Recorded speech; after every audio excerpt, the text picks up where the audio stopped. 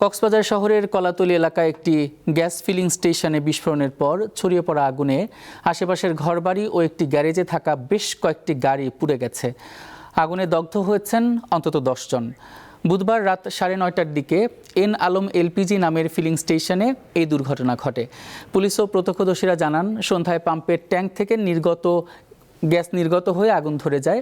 প্রথমে কর্মচারীরা বালু এবং পানি ছিটিয়ে তা নিয়ন্ত্রণের চেষ্টা করেন, কিন্তু এক পর্যায়ে বিকট শব্দে বিস্ফোরণ ঘটে এবং আবার আগুন ধরে যায়। সে আগুন চারদিকে ছড়াতে থাকে। পরে সেনাবাহিনী, বিমান বাহিনী, পুলিশ ও ফায়ার সার্ভিসের অন্তত 9টি ইউনিটের যৌথ প্রচেষ্টায় রাত 1:45টার দিকে আগুন নিয়ন্ত্রণে আসে। অগ্নিদগ্ধ 10 জনের মধ্যে 9 জনকে চট্টগ্রাম মেডিকেল কলেজ হাসপাতালের বার্ন ইউনিটে পাঠানো হয়েছে।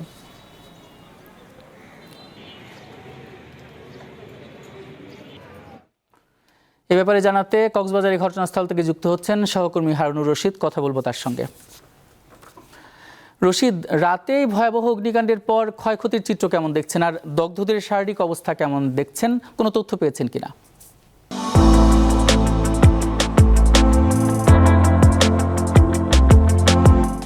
ইফতারের পরে এই পাম্প স্টেশন তাতে কক্সবাজার গ্যাস স্টেশন তাতে গ্যাস লিকেজের পরে তারা ফায়ার সার্ভিসকে খবর দেয়। ফায়ার সার্ভিস আসার পরে এখানে মালিক কর্তৃপক্ষ গ্যাস ছেড়ে দেয়।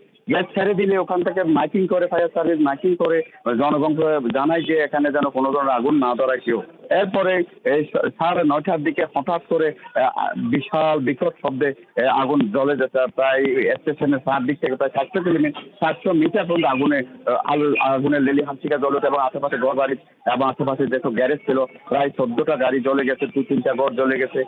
এই অবস্থায় ফায়ার সার্ভিস হতে চেষ্টা করার পরেও আশেপাশের কোথাও পানি পাচ্ছিল না, এবং বিভিন্ন হোটেল থেকে রিজার্ভ পানি নিয়ে তারা আগুন নিয়ন্ত্রণ, প্রায় 2টার দিকে আগুন নিয়ন্ত্রণ আনে। এবং এই ঘটনায় প্রায় 10 জন আহত হয়। 10 জনের মধ্যে দুজন ঢাকাকে আশঙ্কাজনক হয়, তাদেরকে ঢাকা রেফার করেছে, আর 6 জনকে চট্টগ্রাম মেডিকেল কলেজে রেফার করেছে, আর একজনকে কক্সবাজার হাসপাতালে, এবং আরো যারা কম ইনজুরি হয়েছিল তাদেরকে প্রাথমিক চিকিৎসার পর ছেড়ে দেওয়া হয়েছে। এ ঘটনা প্রায় 14টা গাড়ি ভস্মীভূত হয়েছে, 2-3টা বাড়ি ভস্মীভূত হয়েছে।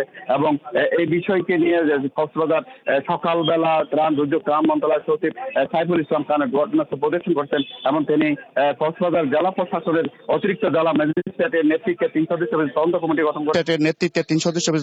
গঠন করেছে। তদন্ত কমিটির রিপোর্ট দিলে জানা যাবে যে আসলে ক্ষয়ক্ষতির কি পরিমাণ হয়েছে।